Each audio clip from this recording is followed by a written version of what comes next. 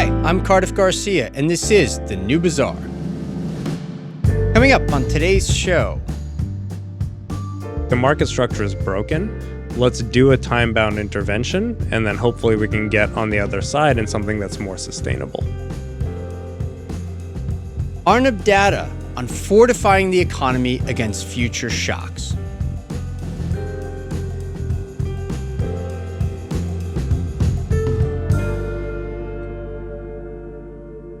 Hey everyone, Cardiff here. You may have heard that the US and China are in a trade war, among other geopolitical disputes.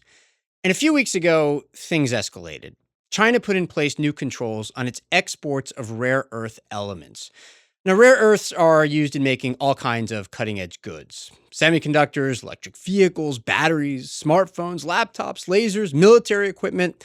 And China is by far the world's dominant player in this market, especially in refining rare earths into usable products that can be used to manufacture all the goods they're needed for.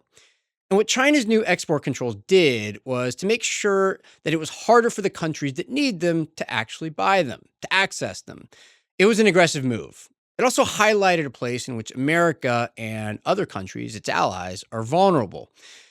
And then after U.S. President Donald Trump and Chinese President Xi Jinping spoke, each side agreed to roll back some of what it had threatened, and China announced that it would delay implementing the rare earths controls for a year. So what now? Today's guest is Arnab Datta. He's the Director of Infrastructure Policy at the Institute for Progress and Senior Counsel at Employ America. Arnab has just come out with an incredible new paper, along with his colleagues, that's all about how the U.S. can become more resilient against threats like this one and against shocks like this one if the threats actually end up becoming realized. And the lessons of his paper actually extend well beyond just the specific threat of a shock to America's supply of rare earths. It goes to the heart of the dispute with China itself. And more broadly, what's the best way to respond when a single country has taken steps for decades to distort the global market of a product that the entire world depends on? How can the U.S. counter something like that? And how does it do so in such a way that isn't ultimately counterproductive, in such a way that embraces American economic values like innovation and competition? Arnab has been working on questions like this for years. Policymakers listen to him. In fact, one of his ideas that he and his colleagues came up with has already become actual policy. So I couldn't wait to have a chat about the rare earths episode and its huge lessons for the American economy. Here it is.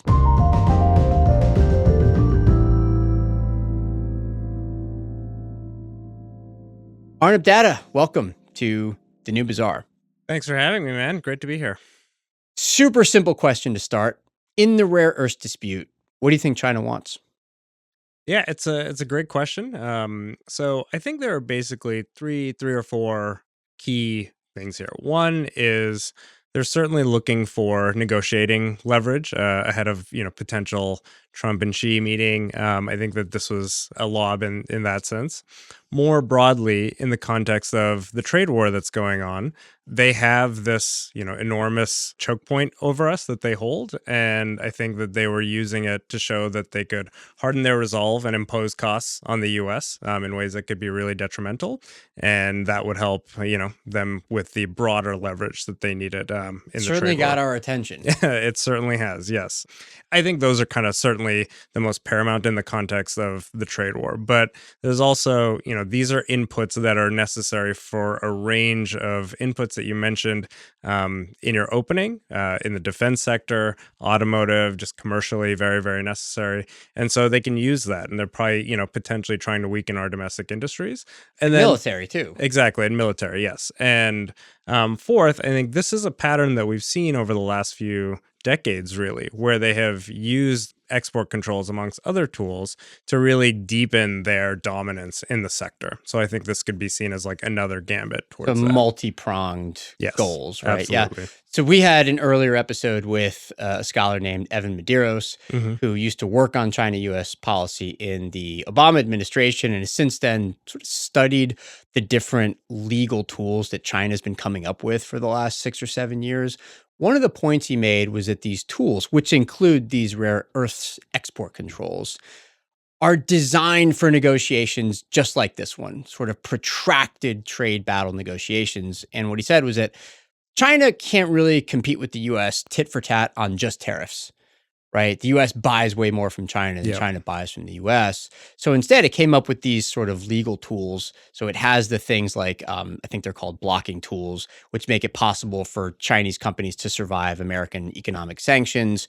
It can use antitrust tools against US companies that operate in China. And it can do things like the rare earths export controls. But what he said was that they're more targeted and flexible than the tools of the past. And that meant that there was also some give. And in this case, we kind of saw it, right? Like, the delay was implemented for a year. It wasn't just this blanket ban that's now Chinese government law. It was something that seemed designed for a negotiation. Is that your impression as well? Yeah, and it's important to know, that this isn't the first time even this year that they've done this. In April, I believe it was, there was a initial round of restrictions as well. And I think the thing that is interesting about these ones is how holistic they were, in the sense it was not just the product export controls, it was also the equipment used to manufacture them, and in a sense also the knowledge, because workers who have knowledge, domestic Chinese citizens. It's like process knowledge, right? The Yeah, ability to exactly. make this stuff. Yeah. Managers who know how to do Yeah, it. they would have to receive licenses to do this work. So I think, it's a very holistic set of restrictions, and they deployed all the tools to some extent. And those licenses can be given or not given selectively as well, right? That's Yes. another sign of the flexibility of these tools. Yep, Is that right? absolutely. That's interesting. How would you characterize the risk to the U.S. of something like a rare earths export, either control, limitation, or an outright ban? Like, give us the stakes here. How big a deal is this? Yeah, it's a huge deal. These are integral inputs, as I said, across very key sectors in the economy and our national defense, right? And so everything from oil refining, which relies on lanthanum and cerium, to battery technology, which relies on lithium and rare earths, to the defense sector, where rare earths are really important to produce magnets that are heat resistant, that can be used in precision guided missiles, for example. These are these are necessary inputs. And so if you saw China, which controls 70 to 90% of processing of these inputs at some point, in some cases, over 90% in some cases, that would just reverberate across the economy and our defense sector in a way. I mean, I think the closest analogy is what we saw with semiconductors during the COVID pandemic, really, like where, we had this shortage, and you saw that come up in so many different instances. The prices went way up. There were cars. Yeah, or in some cases, you just couldn't get them. Forget about the price. Yeah. And when you say 70 to 90% of processing capacity, to be clear, that's for the whole world. One country controls 70 to 90% of the ability to refine rare earths into something usable for the entire world. It's not just the U.S. that's vulnerable here. It's also American allies and, frankly, American non-allies. It's everybody. Yeah. And it's really, it's something, too, that it's not easy to build that capacity, right? Like it is, China has, there's three factors, really, that make it very difficult for us to build that in short order here in the US. One is, like, they have this concentrated market power already. There's extreme price volatility in these sectors. And we don't have a market infrastructure by which prices are discovered. And so it's not just that, like, they could impose the restrictions. It would be very difficult for us without a very concerted effort to develop that capacity. There's a part of your paper where you tell the story of how China did manage to establish that kind of dominance, because it's not like other countries lacked the ability to have developed a market like this, right? China ended up with that big of a share because, as you said, it made a concerted effort, but it also had to do some things that prevented other countries, or at least disincentivized other countries, from doing something similar, so that it ended up in a position where now everybody else is vulnerable to what it wants to do. Let's tell that story. I mean, where does it start? Does it start in the 90s, in the 2000s? What happened? Yeah, so I think it starts really with a lot of serious effort in the 90s, but we can actually even go back to, if we just take rare earths. So China set up let me zoom out. So this is a pretty new development, right? Like we have, for example, we have a mine in California, the Mountain Pass mine, that has been producing rare earths since 1953, right? And we used to have processing capacity here and in other places. In 1975, China sets up a rare earths office and slowly starts kind of experimenting with various kinds of industrial policy. In the 90s, that ramps up. And so there's a very concerted effort for them to produce, so production quotas, you have export quotas, you have permitting, you have a lot of different kind of tools of industrial policy essentially to make. This, to be clear, is all established by the Chinese government. Yes, yeah. Okay. And sometimes done through state-owned enterprises or private intermediaries that have Sure. a strong Yeah, relationship but with still the government. part of like a top-down Exactly, plan to yes. start doing this. Okay. Yeah. This is not a markets No. based decision. All right. Yeah, and it's not profitable at first, right? But through time, they develop technological expertise. If you look at their patents in processing, for example, they really like shot in the 1990s, 2000s, and beyond. So they were doing this, and they really made a concerted effort to make processing that industrial anchor point, right? Because resources can be sourced in a lot of different places. We have a lot of resources here. Processing is very capital intensive, and it's something that you have to invest quite a bit. So they made that the anchor point. It's also a higher value chain. It's higher in the value chain, right? And so that was refining. You mean? Yes. Like getting the thing out of the earth is not like a very technologically impressive thing. Yeah. But turning it into something that can be used to make all these electronics and all these semiconductors and other things. Yeah. That's a much more impressive thing. That's what countries want. Exactly. Yeah. So to back up for just a second, in the US, I think you just said something interesting, which is that we technically have these rare earths under the ground in different places. We could get them and then we could refine them if we wanted to. China ended up doing it, presumably because they could do it for more cheaply, or because they decided from the top down, again, that they were the ones who were going to do it and they were going to crank out all of it that the world needs, and the US then essentially didn't have to do it. We were just going to buy the stuff from other people, from China. Yeah, exactly. Okay. And, when they're producing unprofitably, right, it's very difficult for US Western competitors to compete, right? Commodities, whether, throughout the value chain, are a pretty thin margin business.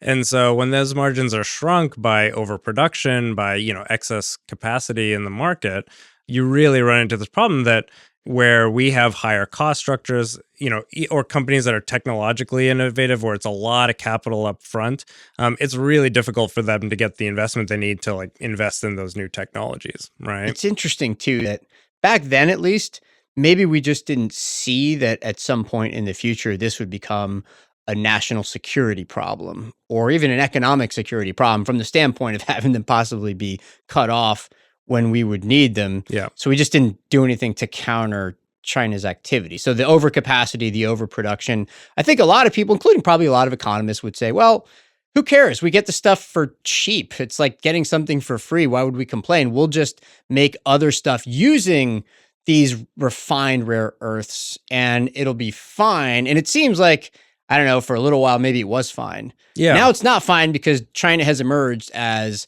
a very potent geostrategic rival to the US. But back then, I guess it just wasn't that big a deal. And the sort of free trade like consensus would just say like, it's okay. It's fine. Yeah, exactly. I think there was whether you strongly believed that this was a result of a perfectly free market, or if you believed that China was really putting their thumb on the scale, there was a question of, opportunity cost and who's best equipped to do this. And we thought that in the WTO era that China would be, grow as a competitor surely, but one where we could collaborate and have economic integration with. And these type of controls wouldn't be exerted to put political pressure on us. I think there was some bit of consensus behind that, and that's kind of totally shifted. Yeah, it's interesting because instinctively and on most things, like I'm a free trader, I tend to come at ideas related to industrial policy, not saying we should never do them, but just instinctively, I look at them with skepticism. Like, show me it's going to work or show me this is an actual instance. But China has always been, I think, a really difficult case, right? In the past, there are many well-chronicled instances of the Chinese government engaging in things like corporate espionage, of unfairly privileging, in some cases, its own companies, stealing trade secrets from foreign companies.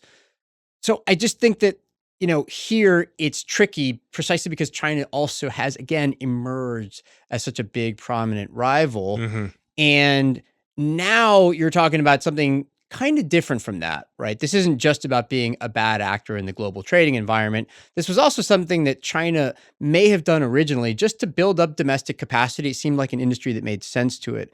And it would then have these cascading effects on the rest of the world, right? So, like, I think China is a really interesting example of where, like, the sort of abstract principles of trade, which again, I believe in, of free trade, sort of run up against a really difficult, challenging reality, you know? Yeah, and I think, I mean, it was a very conscious choice, right? So I mentioned the robust industrial policy that they did to anchor processing. There's a second aspect to their strategy, which was this problem of market infrastructure. China stepped in to establish market infrastructure for these critical minerals, right? And so, what do I mean by market infrastructure? It's essentially the means by which prices are discovered, transacted for particular goods in the economy, and then transmitted throughout the economy, right? And so if you look at more, oil, for example, we have benchmark contracts, we have exchanges that trade this, you have traders who are trading contracts day to day in the billions of dollars.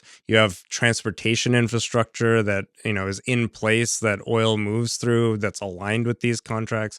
You have it for mature metals as well, like copper or iron ore. You don't have that for rare earths. And China, in wake of kind of, there's a huge boom in 2000 through 2008, essentially, where China was producing a lot of this material. You had tremendous demand. There's insatiable demand that was being met by Western producers as well. And that runs headlong into the global financial crisis. And so you have this huge capacity overhang, right? And that kills a lot of producers in the West and processors. It also really hurts financiers, right? So banks, trading firms all close their commodity desks, right? And in that wake, China steps in and says, okay, we've built up this huge industrial capacity.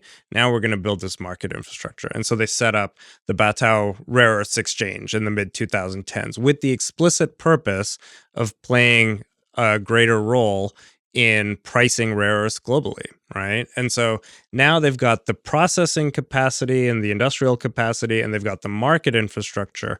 And that leads to their third prong, which is essentially an international asset strategy, right? Because they can now purchase from anywhere in the world, or they can buy assets from anywhere in the world, and they can feed it into their processing at home. And with the ability now to have their market, through their market infrastructure, determine prices, they can crash the value of assets owned by Western companies. So you saw this in, Freeport, like very large commodity company, owns a lot of assets. They were going through financial troubles because of a lot of prices going down. An American company. An American company. And so in the mid 2010s, they sold a mine in Congo, largest cobalt mine in the world, I believe. And they sold it for peanuts comparatively. China was able to pounce. Chinese Moly Corp bought that mine. And now they have that asset. And so throughout the value chain, they've basically got control one way or another. And they can, now they can exert that in the various ways that they have. Yeah, it's interesting because it sounds like the US was never really able to even get a sort of functioning financial market for rare earths up off the ground, even, right? Like, it just didn't happen. People, I think, maybe can underappreciate how important that is. If you're an investor and you're potentially interested in investing in a rare earths mine or refining company or something like that, you need to be able to hedge your risk. Exactly. For example, you need to have like some expectation that you'll have an accurate, transparent price for the cost of what it is that you're buying, and also how much it'll be worth in the future, understanding a potential future revenue stream. In an environment with tremendous uncertainty, it's almost like a financial market like that just can't get up off the ground, which is interesting because in the US, we have obviously just a tremendous amount of wealth. We have some of the deepest, most liquid financial markets in the world for other things, for practically everything else, but nothing like that for rare earths. And again, part of the issue is that China just so dominated the market that it could never emerge. But also China, I guess to some extent, just had control over the very price of these things, right? How did that work?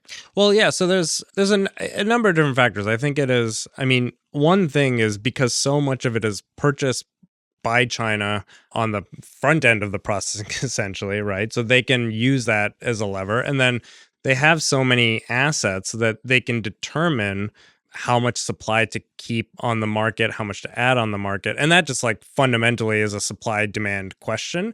But then the means by which the market infrastructure I mentioned, that is like the means by which that is translated throughout the world in contracts. And so just to like make it really concrete, let me give you an example. So Tesla has a gigafactory in Texas where they need to purchase lithium. They purchase spodumene to refine it, which is a lithium precursor.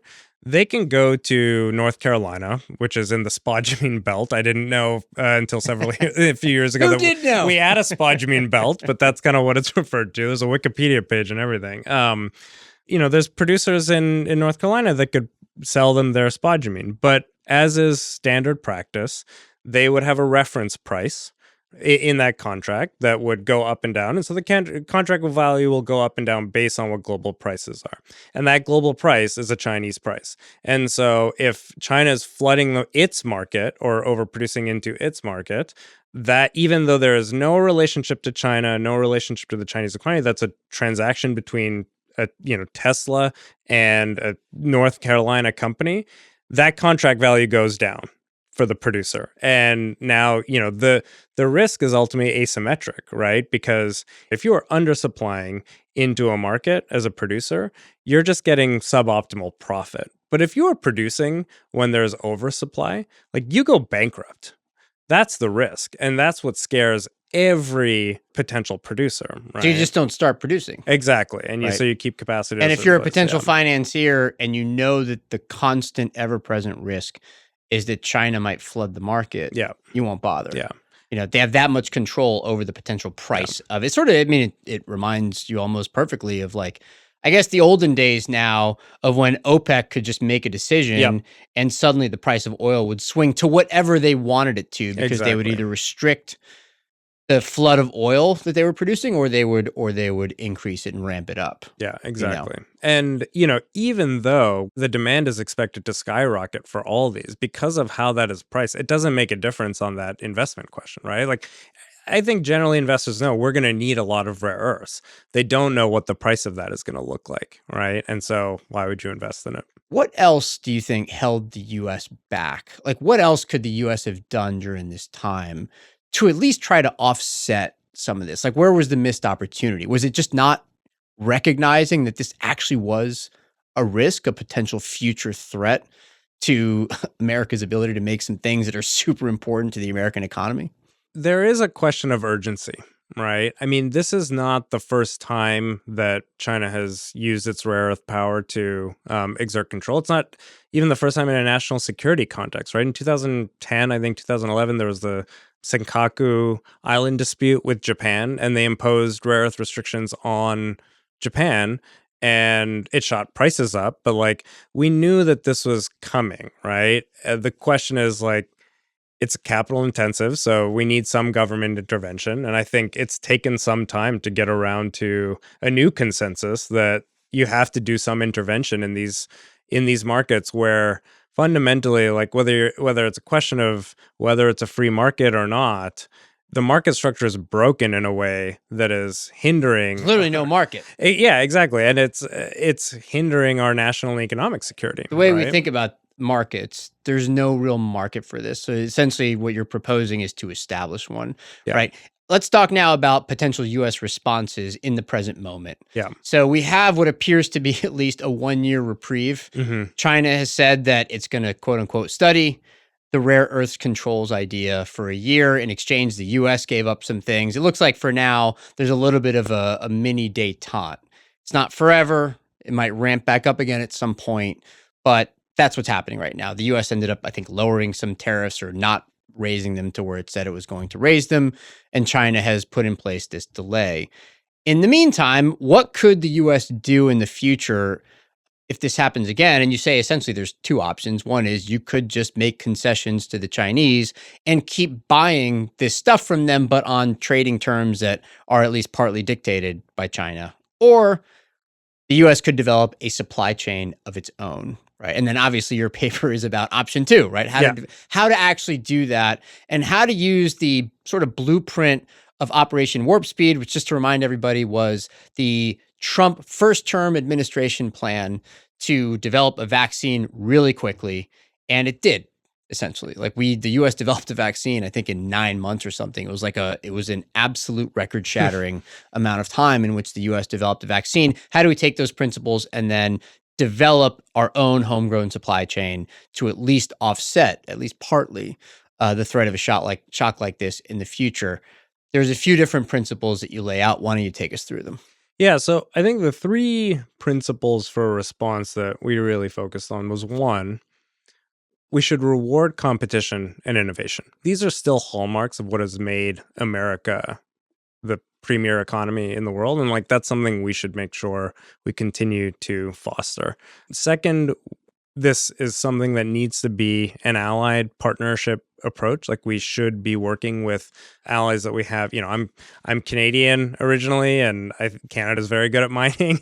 For example, Australia. Like there are countries that have a lot of expertise in these fields and a lot of resources, and we should be building those economic dependencies and helping them also reduce their dependency on China. We'll get back to this, but that is not the approach it seems so far that the U.S. is pursuing under the president. Yeah. But anyways, go ahead. Yeah. And then I think, a third piece of this when it comes to building our own domestic capacity is we need to create more certainty in the permitting process. Permitting these projects, whether it's, mines certainly, but even processing, anything with federal support is going to run into a gamut of procedural environmental laws. And that creates a lot of uncertainty as well that exacerbates the investment problem that I mentioned earlier. And so we need some certainty there too. On permitting, you mean that like there are laws on the books that say you need to get a permit that shows that you are meeting these environmental standards. But to say it that way almost sounds like, it doesn't sound like that big a deal. But the point of this is that it can take years to get those permits, which means that there are years in which a project doesn't get off the ground. And if you're, again, a potential investor or somebody who wants to run one of these companies, you might just not start. You might not bother starting because you're like, well, the procedural hurdles here are going to take forever. Yeah, and I really wanted to make a important distinction here is that like I do not advocate for weakening any substantive standards. Like we're a rich country and people should feel safe, that their water sources are going to be safe, that their air is going to be safe, and there's a distinction, though, that we have a number of different laws that offer no substantive environmental benefits, but we still have to do significant amount of environmental review, let's call it. So the best example of this is the National Environmental Policy Act, NEPA, which just exerts enormous drains on federal resources to get projects permitted ostensibly. I'm using air quotes. People won't be able to see that. But, there's no actual substantive benefits that come from that. It's entirely a procedural law. And it creates enormous delay in that permitting process, but also because it's a litigation hook. And that, that can really just blow out the end. Which means some group can use that law to sue you, and then the lawsuit takes 7 years, and in that time you still can't start building until the lawsuit is over, and then once that's over, some other group can sue you. You know what I mean? That kind of thing. It just goes on and on and on. And interest rates are pretty high right now, so it's not a great time to just be holding just sitting around with money. So those are sort of the first three: competition and innovation, strengthening our relationships with allies, and then sort of streamlining this permitting process so that it moves fast. Again, not weakening standards, but making it a lot faster, a lot easier to start a project to get through these hurdles. Exactly. There's a fourth one. Yes. We should absolutely not trade any of our kind of foundational technologies. We should not give up any controls, any of the export controls that we have on Blackwell chips, for example, should not be relaxed. These are advanced semiconductors. Yes, exactly. Yeah, the background here is that there was some speculation that as part of the most recent negotiations between President Trump and President Xi, that Trump would put these chips back on the table. These are chips that are made by the U.S., by NVIDIA. Yes. And the question was, would the U.S., which as of right now does not allow the sale of those chips to China for national security reasons, would the U.S. start allowing the sale of those chips in exchange for China giving up its rare earths export controls? We give up our controls on those chips. And what you're saying is, do not do that. And your colleagues have also written quite forcefully that we should not do that as well. So why don't you take us through what they write and what you think about that? Yeah, so I mean, certainly if you believe that AI is a foundational technology of our future, we have an enormous edge in that because of our production capabilities for these really highly advanced chips. And by allowing the right now we have controls on those, so we do not allow those chips to be exported to China, the very advanced ones. And by allowing them, or even allowing kind of the 50% version of them, Pretty advanced the chips, pretty right? advanced chips, you could see essentially in some scenarios China overtaking our compute ability, right? Where they would basically be able to control more of the compute that is happening in this foundational technology. Of artificial Yeah, intelligence and artificial specifically, right? intelligence, So right now we exactly. have a lead in this really incredibly important Yeah. technology of the future. It was a homegrown lead that we built, and we risk giving that up if we end up selling these chips back to China. Yeah, Okay. exactly. And Okay. I think it's important. Like there does seem to be strong consensus even within the administration that this is a bad idea. I think since this was on the table ostensibly in news coverage, since then it doesn't seem like it was. The president mentioned that he didn't discuss Blackwell's with in the trade talks, and so it's hard to have a sense of how on the table this was, but we should absolutely not be doing it. We should instead be building our own resilience. I want to talk a little more about principle number one, which is rewarding competition and innovation. You've been working on this idea for a couple of years now, at least, I think maybe longer, called a strategic resilience reserve. And part of the response to China and part of the response to this rare earths, I don't want to call it a fiasco, standoff, whatever you want to say, is to develop this thing, the SRR, the Strategic Resilience Reserve. What is it? How would it work? Yeah, thanks. So the first time we kind of put this out into the world, I wrote an article with Dilip Singh where we essentially built off of the model of the Federal Reserve, and the Federal Reserve plays a role in essentially building stability and resilience in our financial markets.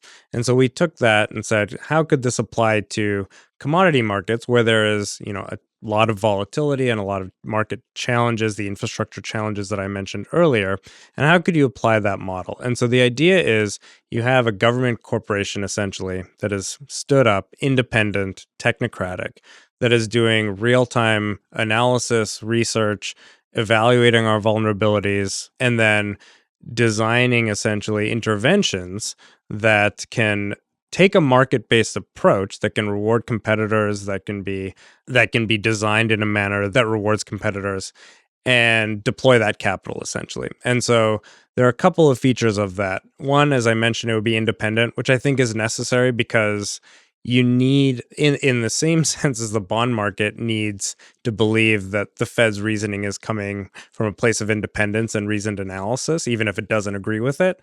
That's important for private sector actors in these fields.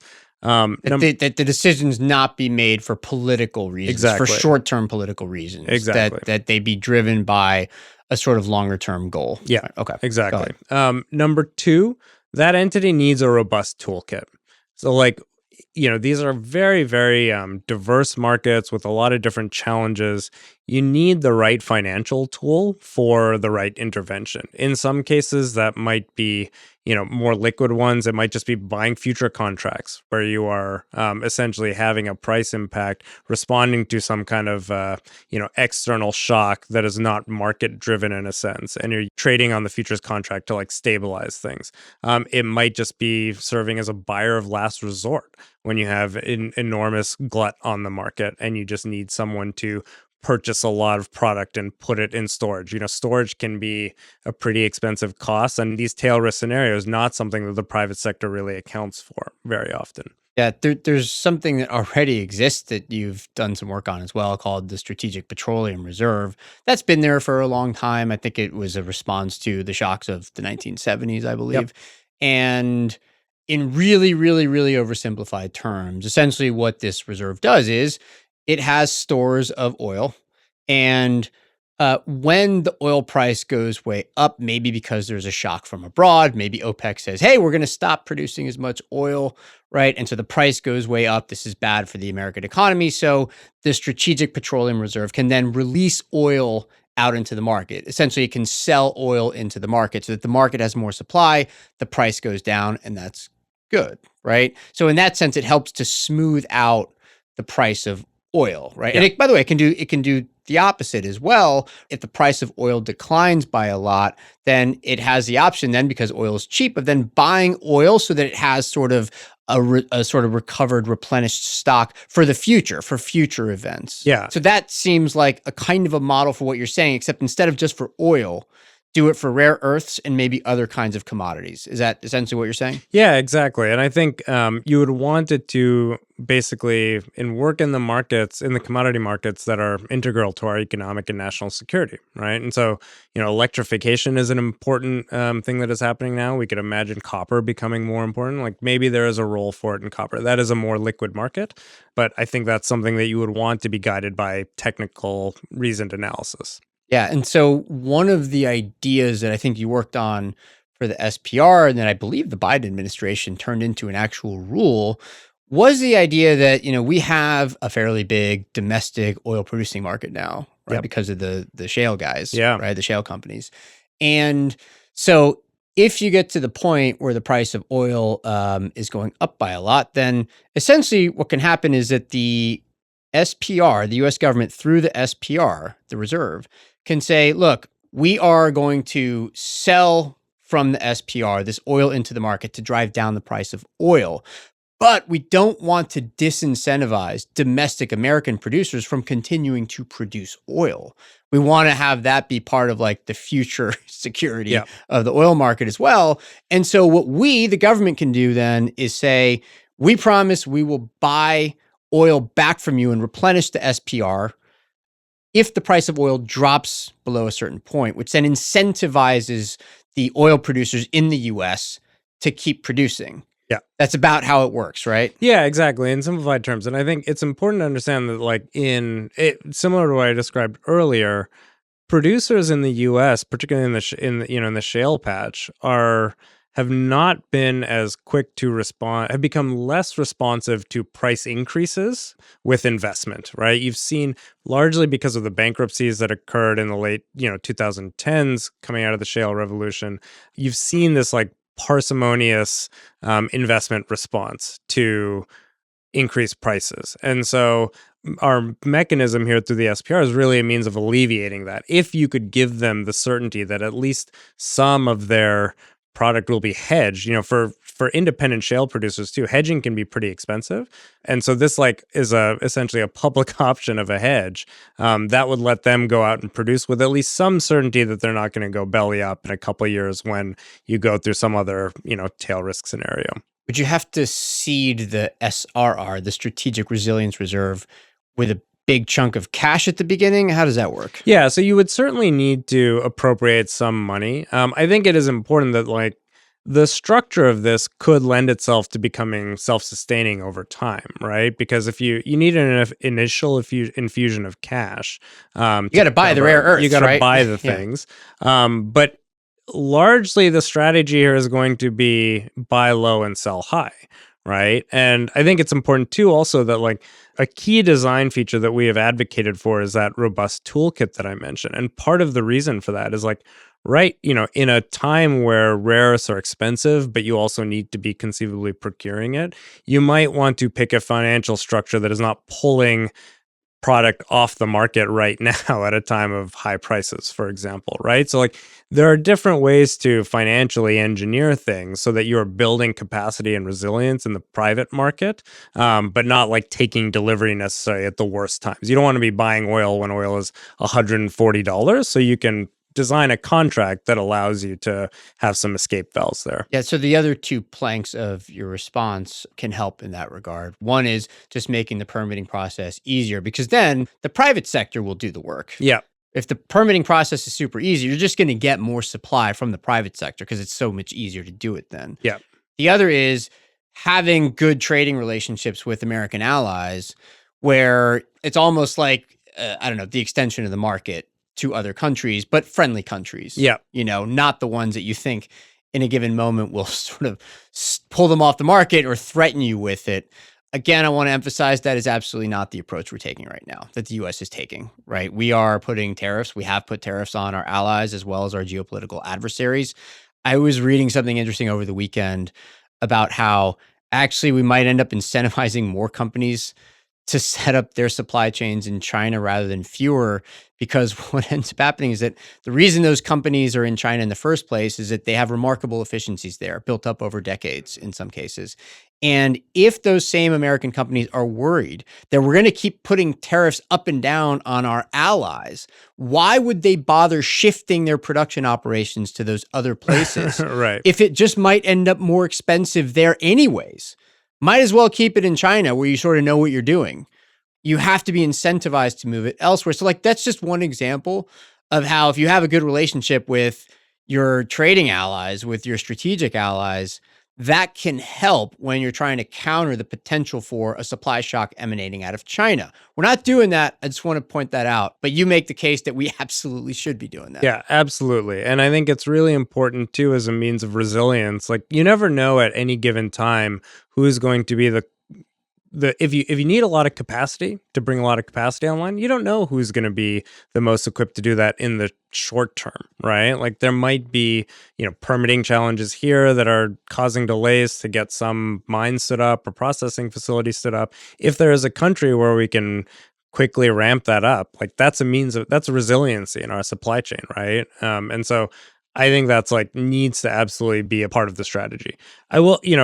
I think one thing to add, there is a positive development on this in the president signed an agreement with Prime Minister Albanese from Australia a week or 2 weeks ago. And it was really heartening to see, I think, that they are taking this approach to support the development of liquid, fair, competitive markets. And so at least it's good to see, Australia's got a lot of these rare earths that we need, a lot of resources. And I was heartened to see that language in their announcement, because it does at least signal that they're thinking about different approaches too. I'll just say I visited Australia earlier this year. Loved that place. So I was also heartened to see that Yes, in there as well. We should definitely be deepening our relationship with Australia. That would be great. What else should the U.S. be thinking about as it relates to this idea of fortifying itself against future shocks? What other sort of applications of this approach do you think there are for the wider U.S. economy? Because some people might hear this and say, well, let's do it for everything. I don't think that's what you're advocating for here, though, right? Like you're specifically saying this is in response to a market failure. Let's fix that. Other products, even products that we buy from China, actually it's fine. If we buy certain electronics, toys, clothing, that kind of thing, even some of the machinery that American manufacturers use that they buy from China to make the stuff in the US, whatever, all that is fine. A certain amount of commerce is okay. What do you sort of see as the wider application or the limits of an approach like this? So I think that you see a lot of the usage of economic and national security thrown around, and if you make that box big enough, you can throw everything into it, including toys or underwear. But I think we could essentially come up with a list of technologies that are critical to military intelligence, to energy, to our foundational technologies to technologies that will be a foundation of future competition, essentially, like AI as an example. I think that you can think of this type of an approach with that lens. I think more broadly for our economy, look, Employ America is a macro focused organization. We should be thinking more about how to bring stability into the economy. And I think there's, things like automatic stabilizers, for example, for recession, something I think we've talked about in the past, certainly.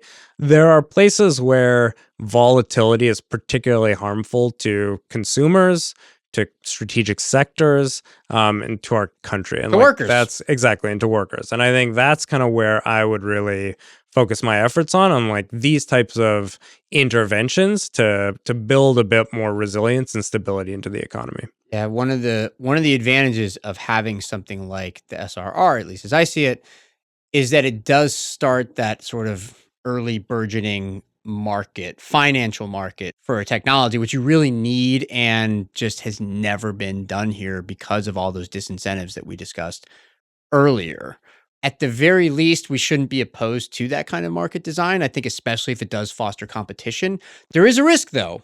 Okay. And a lot of people are nervous right now about the government, for example, taking a stake in a company like Intel. Yeah. I think the concern there is it's like, well, now if the government has a stake in Intel, what does that mean for Intel's competition? Yeah. That now they're competing directly against the US government. The government may have an incentive to favor Intel. That's a problem if you care, as I do, as I think you do, as a lot of us do, about markets based principles.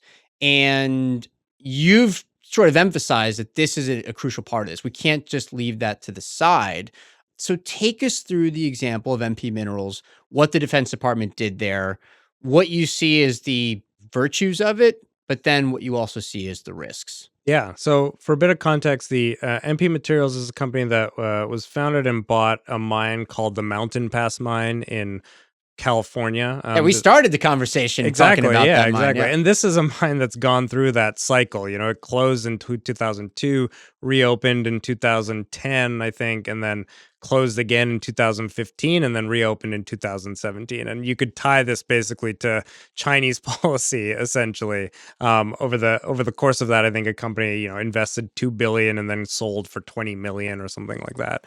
So the MP Materials deal is quite it's a holistic deal that the Defense Department signed, which is essentially MP is committing to, they've got this mine, they will continue producing the oxides, the raw ore necessary to go into rare earth magnets. They will invest in a processing and separation facility to get to that refined output. And then they will also commit to building and finishing this thing called the 10X facility, which produces rare earth magnets, so the finished product. So that's what they've committed to. The Defense Department is providing them with a $150 million loan coming out of the Office of Strategic Capital at DoD. They are getting a equity investment. Part of that is a direct equity purchase. There's some warrants as well that would make DoD essentially the 15%, I think, the largest shareholder in MP Materials. They're getting a guaranteed price floor for that oxide that I mentioned. So that will be purchased for a price of $110 per kg, regardless of what that market price is, indexed to Chinese market infrastructure, to be clear, Chinese benchmark contract. They are also getting a guaranteed profit EBITDA of $140 million a year, I believe. And then they're getting a guaranteed purchase agreement for 10,000 tons of those rare earth magnets that I mentioned. So this is like soup to nuts. The defense, looks like there's financing. It's on the financing side, but then also on the we will buy this stuff from you side. Yes, so, yeah, exactly. And so this, incredibly robust, holistic investment across the value chain essentially is establishing MP Materials as, our vertically integrated national champion for rare earth magnets. The things that I like about this is that they're acknowledging a lot of the problems that I talked about, right? The price floor is a recognition that we need a tool like that. I think I could quibble with the design of it, but that you need something like that, some kind of insurance for them to continue producing. The equity investment is some patient capital, at least for them to start investing in the processing facility, learn how to do processing better, the guaranteed purchases, again, all of these are like fulfilling a purpose. And I'm a lawyer by training. I like the robust use of the authorities that they've relied on here. I think that it's good that they're taking that and treating it in a pretty serious way. My concern is that there isn't a lot of transparency on why MP was given, across both in the processing space and the rare earth magnet manufacturing space, why they were given this support, right? Like they've never produced a commercial rare earth magnet. They don't have they didn't have the processing capability. They were shipping all of that to China. There are competitors in the space, right? Like there are other companies that are really experimenting with really innovative methods of processing that are, that the only byproduct is water, so they're like environmentally much better. They use, I think, 5% of the energy of traditional electrowinning process, which is like how you separate rare earths. These are like innovative companies, and you could imagine a world where they're losing investment because another company has been crowned the national champion, right? And so I really worry about the lack of, I think there is in a broader kind of political context, there's a lot of questions about process and procedure and how much do you want to layer on, but not all process is bad. Process can give credibility to the markets. And like the thing I really worry about here is that they've just like bypassed that competitive process and crowned this company without contest, essentially. I mentioned Operation Warp Speed was, there were a set of metrics that companies producing vaccines, if they met, they would get support. That was basically it, right? If their vaccine was 70% or 60% effective, whatever it was, those companies would then get support if they could demonstrate What's the that. phrase? It was by right. Like if you pass the test, Exactly, yeah. you qualify. Exactly. Right. And so we had several competitors get it, right? We had multiple mRNA vaccines. We had the J&J single dose. Like we got innovation out of that process as well, and competition. And so I worry about a structure where we're not at least supporting some competition within the ecosystem, because that's what makes our country to be really clear, great. no other company got this kind of deal, right? It's just MP Minerals that was singled out for it. It wasn't like you said, a transparent process that says, okay, here's what you companies of the US have to do to qualify. And if you meet all these standards, you can get this help. It was just the Defense Department choosing MP Minerals and sort of cleverly using the tools now at its disposal, but not making that offer to anybody else. I worry about that too. That's unfair. That strikes me as unfair and against markets-based principles. Yeah, and I think it's this was like literally just announced, but another company called Vulcan Materials, all I saw in the details, which was literally just announced, is that they are committing to produce 10,000 tons of rare earth magnets as well. So, there's at least, and they're getting some support from DoD, it seems. So there is at least one other company, but again, I don't know the details of that, but I think a broader concern I have with this like deal by deal structure as well is that it can engineer you in a way to like end up relying quite a bit on these investments you've made, or and are committed to make over 10 years. When what if there is a disruptor, right? Like how are we going to ensure that it supports a new competitor, that? Exactly, somebody who's really good at this and better than the company that the US government has chosen to support? And that equity stake, there's been some reporting on this, that part of the reason they're doing these equity stakes is ultimately to potentially capitalize a sovereign wealth fund of some kind. This is an idea that the presence of a sovereign wealth fund is not something that I think is bad. Like I think this is something that Congress should really consider creating. But if you have a world where these equity stakes are backing that sovereign wealth fund, right? If that competitor emerges, it is not in the interest of the federal government, of that sovereign wealth fund, to support that competitor that could be better and lower cost, because then the value of that capital will go down that we're holding in, the equity stake in. And so I think that creates like a lot of questions for me about the structure of this.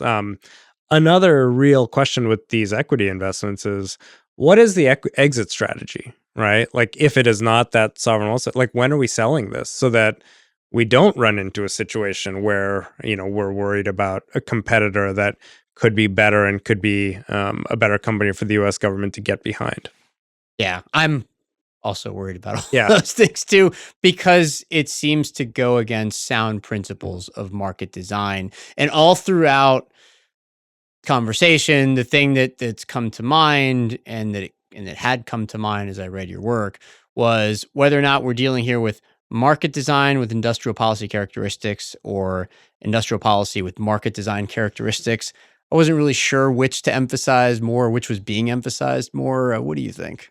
Yeah, it's a good question. I think right now it looks more like industrial policy with market design characteristics. I really think one reason why we have written a lot about this market infrastructure challenge, and it's important to understand, like, the companies that build that exchanges, traders like Glencore, Traf, like these are companies. I mean, Glencore, Trafigura, these are companies that don't always get the best press, rightfully so, because sometimes they do some really bad things, but they fulfill a really important role in the market. And I think that those companies are good at doing that. And it doesn't mean that you don't need government support, but I really think that this can be designed in a way whereby those private entities that have played a pretty good and important and necessary role in developing these markets can be the ones to do it,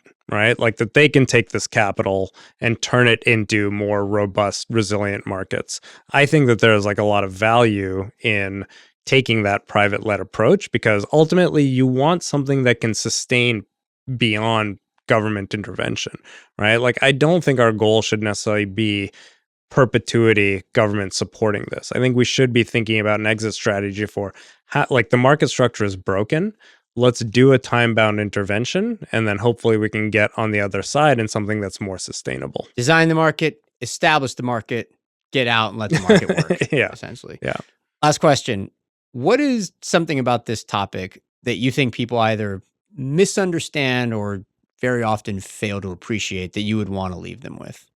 I think picking up off my last point about the companies and the infrastructure is that financialization is often used as a bad word, right? It's like you're bringing all these speculators in, and this is how prices spike and prices go down, and like it's the speculators doing it. And it's not that that is never the case, but it is important to understand also that financialization can be a volatility dampening mechanism itself. And yes, it doesn't mean that there will be no speculation or no volatility.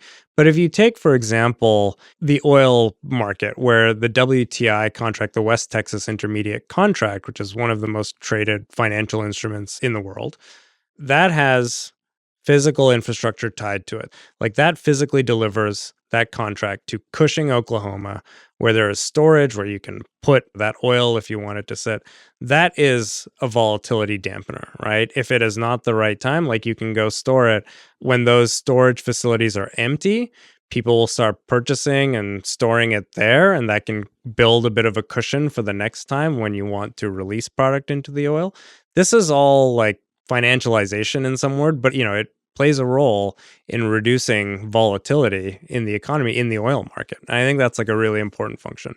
Great answer. Arnab Datta, congratulations. You are now the new Bazaar's markets design guy.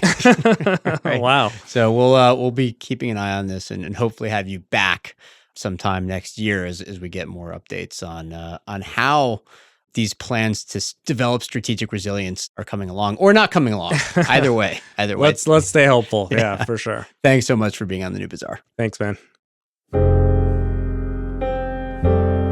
And that's our show for today. You can find links to the rare earths paper from Arnab Datta and his colleagues Saif Khan, Tim Hwang, and Tim Fist in the show notes for this episode. We'll also link to a bunch of the other papers on this topic that Arnab has written for the Institute for Progress and Employ America.